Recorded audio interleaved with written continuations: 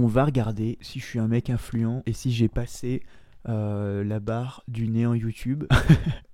Je ne suis nulle part. En Mars, c'est peut-être parce que j'ai oublié qu'au-delà que ce soit moi, c'est aussi une planète. Donc, même si j'ai un bon ego, on va peut-être se calmer. Ok, bonjour. J'espère que tout le monde va bien, j'espère que vous allez bien, j'espère que tout le monde va bien. Vous avez été nombreux, vous avez été 419 à regarder la vidéo sur mon expérience à la poste. C'est un nombre incalculable, je n'ai jamais appris à compter jusque-là. Je ne sais pas si les scientifiques de la NASA ils peuvent... Alors, bonjour, bienvenue dans ce nouveau podcast. Aujourd'hui le thème, si vous n'avez pas lu le truc en braille, tu vois sur ton écran et que tu n'as pas cliqué sans faire exprès, ce qui arrive souvent, je pense que ça compose à peu près 70% de mon audimat. Nous sommes là pour parler de la première fois que j'ai fait du stand-up. Alors, le stand-up. Le stand-up, moi je viens de Bretagne, d'accord. Je viens de Bretagne, en fait si vous voulez, j'ai grandi dans un endroit qui s'appelle Erquy, on en reparlera peut-être un jour pour un podcast.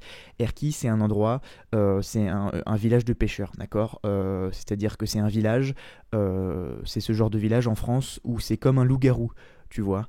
Il y a le postier, le chasseur, la factrice, et les villageois, c'est les pêcheurs, tu vois.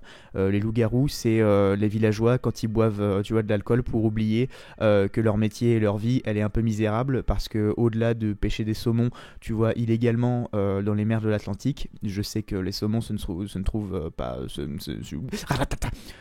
forcément là-bas, mais plutôt dans des élevages maintenant où ils mangent des croquettes. J'ai vu les reportages comme tout le monde, tu vois. Les pêcheurs ils adorent l'alcool, les pêcheurs adorent la coke, et ce qui fait que en fait si vous voulez ça crée des enfants, les fils des pêcheurs j'ai grandi avec, ils m'ont tabassé, bon on reparlera du harcèlement scolaire dans un prochain épisode. Tout ça pour dire que je viens de Bretagne, d'accord. Je viens de Bretagne et tout autour de moi, je voyais des gens qui faisaient des études, qui savaient où ils allaient. Il y en a un qui va dans l'armée, il y en a un autre, je vais en fac de maths, je vais être ingénieur, l'autre qui va en fac de droit. J'ai même essayé fac de droit, j'ai duré 3 mois. C'était juste un enfer pas possible. J'étais en mode mais qu'est-ce que je branle là. Et j'ai passé beaucoup de temps de ma vie post-bac à chercher ce que je voulais faire jusqu'à un moment où en fait je me suis dit je veux faire du divertissement. Voilà. Enfin, non, je me suis pas dit je veux faire du divertissement. Ça, c'est ce que je me suis dit il y a genre 2 mois où je me suis dit non, mais en fait, bon, attendez. En fait, je me suis dit je vais aller à Paris et je vais être comédien. Mais au-delà d'être comédien, je vais surtout essayer le stand-up. Parce que le stand-up, moi j'ai toujours réussi à faire rire les gens autour de moi, parce qu'ils étaient très gentils et qu'ils voyaient qu'un handicapé, il faut toujours lui faire plaisir, sinon il pète les plombs et il va dans des écoles avec des AK-47. Mais au-delà de ça, j'ai toujours eu de la chance de pouvoir voilà, provoquer des souffles de nez, etc. Et j'y ai vite pris goût en fait. Tu vois, j'ai vite endossé ce rôle de petit comique, de petit clown avec, j'avais pas le nez rouge, j'avais un nez en angle droit. Mais voilà, et je pense aussi que ça vient beaucoup du fait que je sois quelqu'un de naturellement moche. Alors moche, on n'est pas non plus sur un bossu de Notre-Dame, hein, mais on est sur un bossu du nez avec une calvitie, une peau granuleuse. T'es en mode, mais tu sais que la télé noir et blanc ça a été aboli, tu vois. On a l'impression que c'est quelqu'un qui a mal vécu l'abolition télé noir et blanc. Donc des fois il y a des petits crépitements sur ma peau comme ça. Mes cheveux, c'est de la paille, tu vois. Mais voilà, donc quand t'es chum, ça te pousse, je pense, à être un peu plus drôle que la normale parce que tu peux pas forcément jouer sur ton physique. Hein, mec. C'est bien ce que je pensais. Du coup, j'arrive à Paris et j'étais célibataire, j'avais le feu au cul, j'étais en mode je vais tout bouffer, j'avais la dalle des célibataires. Donc, c'est-à-dire que t'as une misère sexuelle que tu transformes, tu vois, c'est du recyclage, t'as une turbine qui se transforme en détermination de réussir pour peut-être essayer de choper de la gazelle plus tard grâce à ton statut social. Non, je faisais pas ça pour ça, mais j'étais surtout en mode ok, nouvelle vie. J'ai quitté cette espèce de roue de hamster où on est dans des études qui nous plaisent pas pour avoir un job qui nous plaise pas, pour ensuite acheter le pavillon et la voiture et ensuite mourir, tu vois, enterré avec sa Fiat 500. Ça me plaisait pas du tout. Donc j'arrive à Paris, donc j'arrive même à Aubervilliers, c'est-à-dire que je passe du bord de mer breton au bord de mer juste à côté en fait de la ville du Crac. Donc ça j'en avais déjà parlé et je me dis ok, je vais faire mon premier set de stand-up et d'ailleurs je vais vous lire le texte que je voulais faire mais au final que j'ai jamais fait parce qu'on verra. Mais je me dis ok voilà, mon truc c'est l'humour, j'ai envie de faire de l'humour ou alors je vais être comédien parce que j'avais fait déjà du théâtre pendant mon adolescence. Et je regarde un peu scène ouverte, Paris, stand-up. Scène ouverte, c'est les scènes où ils acceptent les golemons comme moi qui commencent le stand-up, qui ont zéro expérience et qui arrivent sur scène en se disant ok, tout le monde va rigoler, sauf que tu te fais vite rattraper par la réalité du silence et des mouches qui volent. Mais voilà, donc je regarde partout et là je vois quoi? Je vois le Field. Le Field, c'est quoi? C'est un grand théâtre. Le Field à Paris, il y a genre, je sais pas, allez, bien facile 400 places. Vous savez quoi? On va regarder combien il y a de places au Field. Field Paris, combien de places? Bon, les gars, il y a combien de places? Il est là, il me parle du truc, je m'en branle. Mais c'est un grand, grand, grand, grand théâtre. Genre, c'est vraiment grand, c'est vraiment impressionnant quand t'arrives en tant que breton, paysan, grandi avec des pêcheurs, tu vois. T'es en mode, où sont les pêcheurs? Nulle part, mec, t'es sur une scène de théâtre, en fait. Ok, ça roule. Et le chalutier, non, il a toujours pas compris, cet enculé. Et, et vous avez pas un saumon? Oula, non, mais vire le tasse de Michel. Et le field, il y a marqué quoi? Il y a marqué, ok, on accepte les débutants, on accepte ceux qui veulent se rouer, se faire rouer de coups, non, comment on dit? Faire marcher les rouages, non, se rouer, s'essayer, se former au métier s'auto-former au métier de stand-upper. Et je me dis, ok, cool, vas-y, on va aller au field, on va faire ça. Donc j'écris un texte dans un cahier que je ne teste absolument sur personne et qui ne fait rire que moi. Et encore, genre quand je le relis, je suis en mode oh. Mais je me dis ça va faire rire. Et l'erreur que j'ai faite, c'est que j'ai écrit en fonction de ce que je pensais que les gens allaient trouver drôle. Et pas en fonction de ce que moi je trouvais drôle. Pas en fonction de mon humour à moi. Ça a été ma plus grosse erreur, mais de toute façon, on y reviendra. Putain, je fais les mêmes gestuels, putain, j'ai le même... Et donc j'arrive au field, et le field en gros il disait sur leur site, on accepte les gens, et en fait le truc comment ça marche pour un souci d'équité, pour que tout le monde soit sur le même pied d'égalité, vous arrivez devant à une certaine heure, on vous choisit, et ensuite vous rentrez, et voilà, ceux qui n'ont pas été pris, si jamais vous arrivez à trop nombreux, parce qu'on n'en prend que 5, vous repasserez peut-être la semaine prochaine, on vous prend en photo, et comme ça vous aurez une preuve, j'étais là la semaine dernière, là les gars, va falloir me laisser un trait au bout d'un moment, parce que j'en peux plus de me chier dessus toutes les semaines pour au final jamais rentrer. Et justement, mon problème c'était ça, c'était que j'y viens, faire du stand-up, c'est terrifiant. C'est terrifiant. Alors, c'est presque aussi terrifiant qu'une des plus grosses peurs, un des plus gros stress que j'ai ressenti dans ma vie, c'est-à-dire un combat de boxe. Alors, je ne sais pas si beaucoup d'entre vous vont pouvoir comprendre ce que c'est, mais le stress avant d'un combat de boxe, c'est horrible. T'arrives, tu fais ta pesée, tu sais pas qui est ton adversaire, t'as que des mecs torse nu, tu vois, en plus je faisais ça vers les 15-17 ans, qui sont là bourrés de testostérone, qui veulent tous se la mettre, tu vois, et qui veulent tous montrer qu'ils sont plus durs que les autres, donc ils sont tous là en mode sourcil froncé, t'es en mode mais qu'est-ce que c'est que cette, tu vois, il y a que des méchants, les de la Wii là, et sinon t'as des vieux comme ça avec des bérets gros, avec des vestes comme ça qui sont autour du ring et qui crient sur des jeunes qui sont en train de se la mettre, tu vois, dans des chasubles bleus et rouges, tu vois, pareil, ils font des combats d'enfants, tu vois, avec des accents de gitans, ils leur crient dessus en mode manouche, t'es en mode oulala, et c'est genre dans une espèce de salle froide où genre vraiment il y a zéro rire, personne ne rigole, il y a aucune couleur, c'est rien. Donc je me souviens, on en reparlera un jour de mon premier combat de boxe, mais c'était un stress immense. Et là, le stress que j'avais pour le stand-up, j'étais en mode ok, c'est un peu moins que la boxe, mais c'est horrible parce que rien qu'un dixième de la boxe, c'est-à-dire que ton côlon, c'est un serpent, tu vois, il bouge, t'es en mode mais qu'est-ce que, oula, il y a la rumbaga, qu'est-ce qui se passe là derrière les abdos là, tu vois, t'es en mode mais qui a ouvert un robinet, qu'est-ce qui se passe, tu vois. Donc j'arrive au field, il fallait se présenter à 18h, et moi comme un gland, en pensant que j'allais... Ok, pardon. Comme un gland, en pensant que... Enfin, en voulant être sûr, en fait, d'être pris pour la soirée, parce que il m'a fallu tellement de temps pour rassembler le courage nécessaire pour aller me pointer là-bas tout seul, que je me suis dit, il faut que je rentre ce soir, sinon j'y retournerai jamais. Je n'aurai jamais le courage de refaire cet effort, de rassembler la force nécessaire, de prendre le métro, les portes s'ouvrent, tac, machin, tu fais le truc en marchant, tu te présentes au field, tu dis bonjour, je suis là pour machin. Je ne pourrai jamais refaire ça une deuxième fois, et encore moins la semaine prochaine, et si c'est pas la semaine prochaine que je le refais, je le referai jamais. Donc je me dis, il faut vraiment que je sois pris. Donc le rendez-vous c'était à 18h, j'arrive à 16h30, je me présente, je dis bonjour. Je suis là en fait pour la scène ouverte de ce soir, je suis là pour faire le petit comique, pour vous faire rire.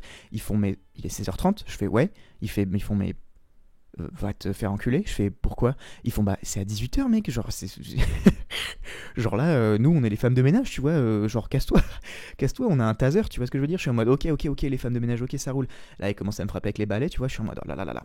Donc là arrive une des pires attentes de ma vie, c'est-à-dire que pendant 1h30 j'attends et je fais les 100 pas. C'était horrible. Et pendant ces 1h30, qu'est-ce que je décide de faire? C'est-à-dire que je me répète le texte, etc. Et qu'est-ce que je me décide de faire? Le texte que je vais vous lire d'ailleurs à la fin. Je me dis non. Tu sais quoi, moi je suis drôle comme ça, sur le vif, comme ça, machin, je vais improviser. Le field, il te permet de faire 5 minutes sur scène. Pour ceux qui ont une notion du temps, 5 minutes, ça peut être très long. Est-ce que vous avez déjà essayé de faire du gainage pendant 2 minutes? Vous voyez ce que c'est quand le temps s'étire et que tu ne sais pas pourquoi la planète tourne à 2 rotations secondes au lieu de... Enfin, tu vois ce que je veux dire? Non, justement, une rotation an au lieu de 24 heures. Oh là là, bref. Le mec est nul. Le mec est pathétique. Le mec s'enfonce dans la boue comme Shrek. Tu sais, quand il combat les chevaliers, là. Et 5 minutes, quand tu improvises, c'est long. Donc, on va y revenir, mais voilà. L'heure et demie passe, donc là je suis, tu vois, au bout d'une heure et demie je suis comme ça, je tremble mec, c'est limite si les gens dans la rue me disent mais vous voulez pas aller en EHPAD et vous avez le Parkinson? Non, je suis en mode en fait je vais faire du stand-up. Et c'était horrible, j'étais en mode le diable de Tasmanie, j'arrivais même pas à articuler la moindre pensée, tu vois, j'avais cette sueur là, tu vois, cette sueur de stress qui est du concentré, je ne sais pas d'où vient cette flotte, parce que normalement tu sues de la flotte, là tu sais pas pourquoi tu sues du mafé, tu vois, tu sues de l'acide nitrique, t'es là, t'es en mode mais wow, la vache, mais c'est un truc, t'es en mode mais... Et pareil, genre c'est de l'essence d'EHPAD, tu vois, genre les voitures des vieux, elles tournent à ça, tu vois ce que je veux dire, genre si tu vois, s'il y a un hippie qui vient me lécher les selles, là il part pour 2 Woodstock d'affilée dans la gueule, tu vois. Donc j'étais à moi, wow, putain, là c'est chaud, là je pue et en plus je tremble, donc donc là ils vont jamais m'accepter, tu vois. Donc là j'ai énormément de chance. C'est-à-dire que là on est dans la foule, du coup il y a beaucoup de stand-uppers qui sont arrivés, on est genre une petite dizaine, donc on va pas tous rentrer.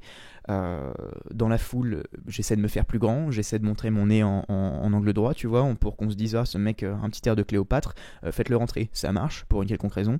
Peut-être aussi parce que j'avais menacé de mort les femmes de ménage, ou alors c'était l'inverse quelques heures avant. Je rentre et là, par miracle, mon stress s'évapore, mais je pense que je suis en mode, genre là, mon cerveau, il est en mode, ok, ok, on te laisse y aller, mec. Tout ce qui est de l'ordre du réfléchir, on part vite fait en RTT, mon pote, parce que là, c'est trop pour nous. On a eu 3 burn-out dans la section, tu vois, comme dans Vice Versa. Ils sont tous partis en burn-out, tu vois, en asile psychiatrique. Donc mon cerveau est en asile psychiatrique, donc je me dis, ok, bon, là, c'est compliqué. Donc là on me met dans une coulisse, dans une loge je veux dire, qui borde la scène. Donc là on me dit que je passe en 4e ou 5e. Il y a les ordres et tout, et on est tous là, on est tous stressés, on se parle, machin, il y en a qui font des pompes, il y a un mec qui est super chill, bon évidemment c'était le plus expérimenté, c'était le mec qui était le plus drôle de la soirée, mais nous tous on était en mode, et moi je voulais faire le mec, j'étais en mode c'était ridicule, tu vois, j'étais un peu pathétique, et arrive le moment où je dois passer. Donc juste avant je vais faire caca, pareil, c'est une crotte qui vient de je sais pas où, c'est un truc, en fait je sais pas ce qui se passe dans mon corps, ce qui se passe dans ton corps quand tu stresses, tout pue, tu vois, je sais pas, il y a les puants qui arrivent, ah salut les gars, devinez qui c'est, oh non c'est les puants, ils stressent, ouais on stresse, allez vas-y, et genre je sais pas, ils mettent du pchit, je sais pas, horrible sur la crotte, sur ton essai, sur ta sueur, je sais que c'est assez visqueux ce dont je parle, mais au bout d'un moment il va falloir que je vous rapporte les faits de façon crue, tu vois, je suis un journaliste du quotidien. Donc voilà, donc j'arrive et tout, je vais lâcher pareil tu vois un petit 10 grammes acide au fond de la cuvette, je fais percer la fosse septique, ça coule dans la salle mais on le remarque pas. Et là, le speaker, il arrive, il fait « Ok, c'est bon, ok, tout le monde est chaud, un tonnerre d'applaudissements pour la meuf précédente, tac, tac. Et maintenant, accueillez Marceau Jacquet !» J'arrive. La salle est énorme. Mais vraiment très grande. Il y a même, pour vous dire, il y a même un étage. Genre, il y a un balcon avec d'autres trucs. Bon, évidemment, c'est pas rempli à fond parce que les gens ne vont pas voir toutes les semaines des bides. Tu vois ce que je veux dire? Parce qu'on est, genre, on est 5 mecs à faire du stand-up, tu vois. Il y en a 4 qui n'en ont jamais fait et où c'est horrible, tu vois. C'est Malaise TV, mais tu vois, en live action. Et donc là, bam, tu vois, il y a là le projecteur sur moi comme as. Je vois pas le public, c'est que des ombres, que des gens qui me demandent qu'une chose de moi, c'est de rire. Et vous vous rappelez quand je vous disais que pendant ma marche méditative là de stress, je m'étais dit que j'allais improviser. Et bah j'ai improvisé, mais j'ai vite fait monter une petite pièce de théâtre. Alors le truc drôle pour moi dans ma tête, c'était quoi? C'était d'imiter une fille une fille qui racontait à son amie comment elle avait couché avec un mec. Et là, genre, je faisais une blague, genre, je me rappelle de cette blague parce que je misais tout là-dessus. En fait, quand tu danses, faut mimer des trucs pour aguicher le mec. Faut mimer que tu te brosses les dents.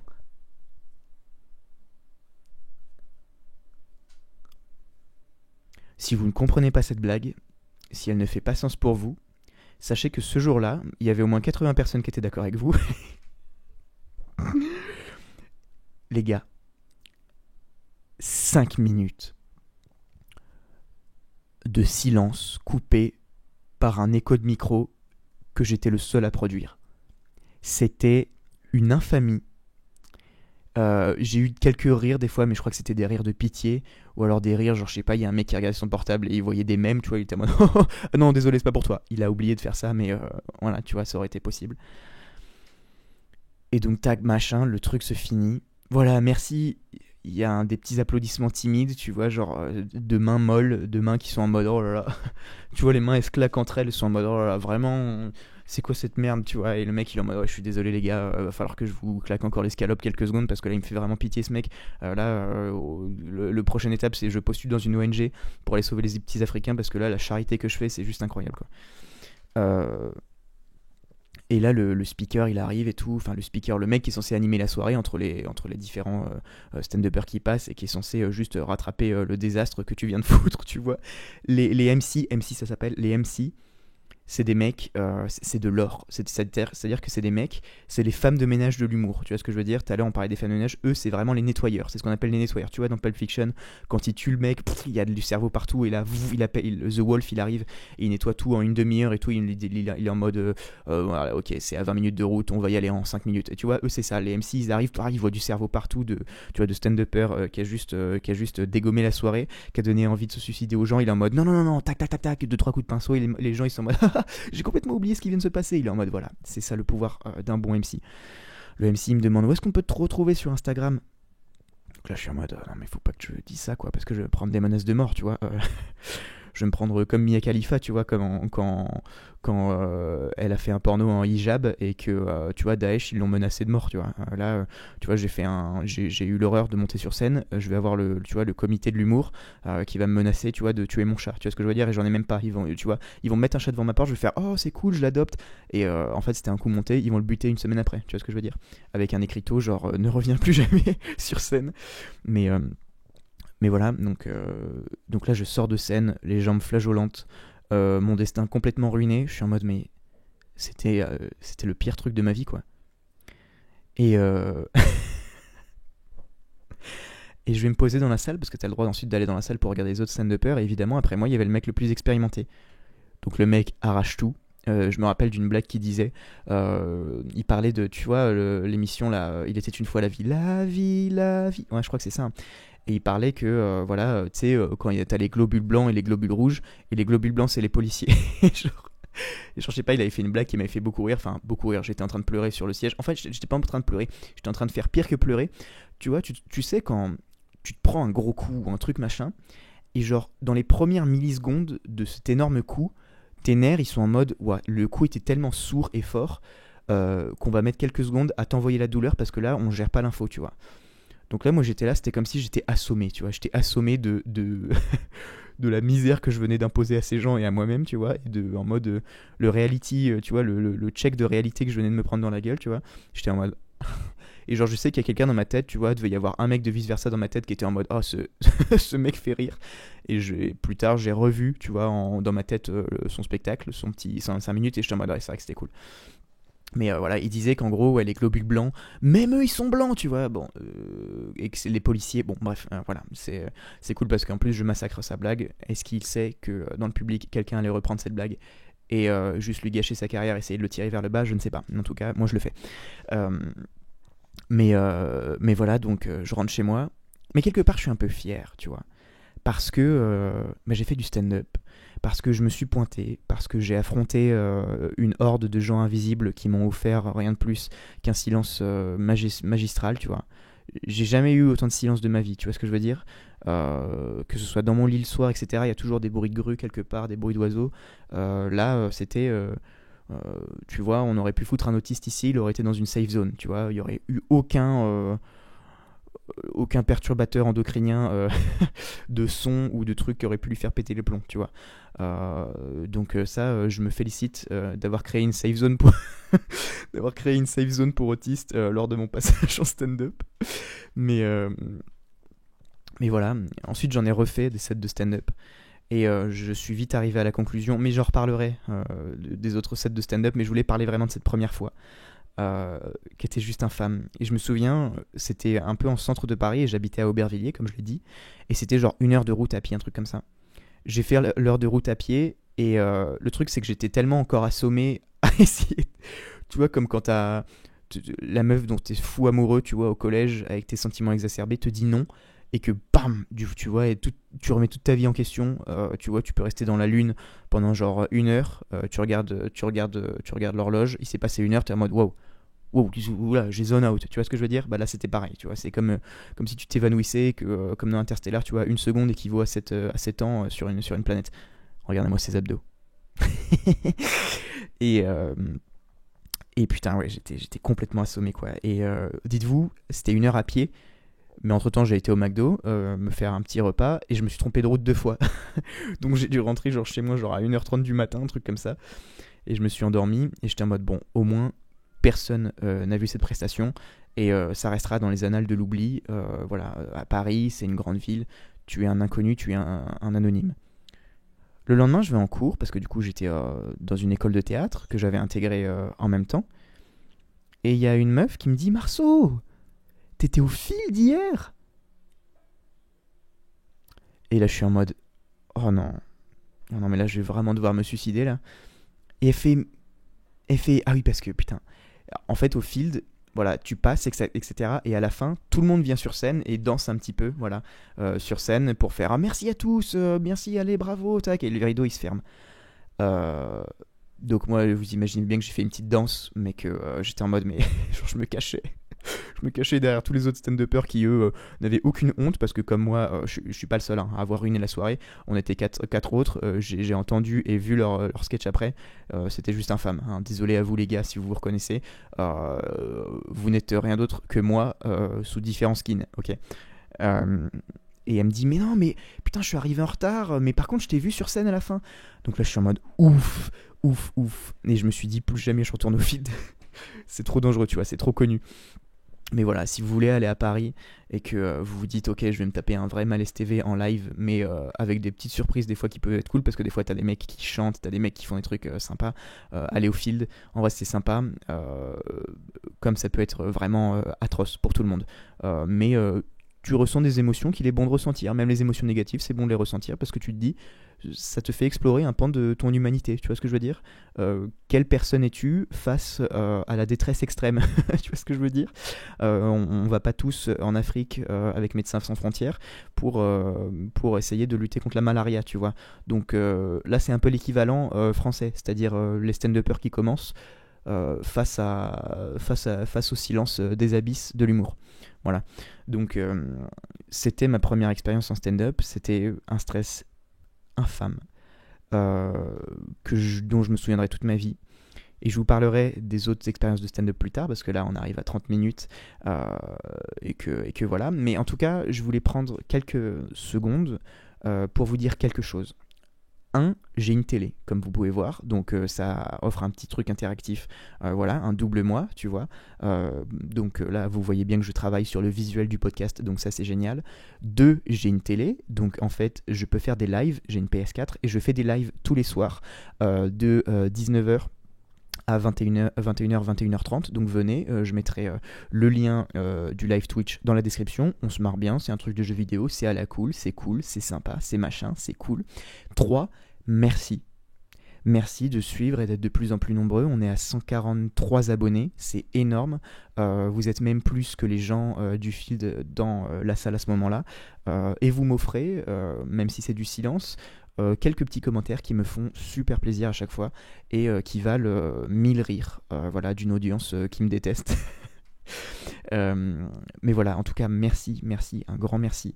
Je tâcherai de plus en plus à faire des podcasts de plus en plus qualitatifs, à essayer de vous faire rire de plus en plus, à les rendre de plus en plus intéressants. Vous êtes vraiment super bienveillants, etc. Sur Instagram aussi, Marceaui, donc Marceauui, si vous voulez suivre mes petites bêtises en story, etc. Voilà. Merci beaucoup pour tout. Je vous fais des gros bisous.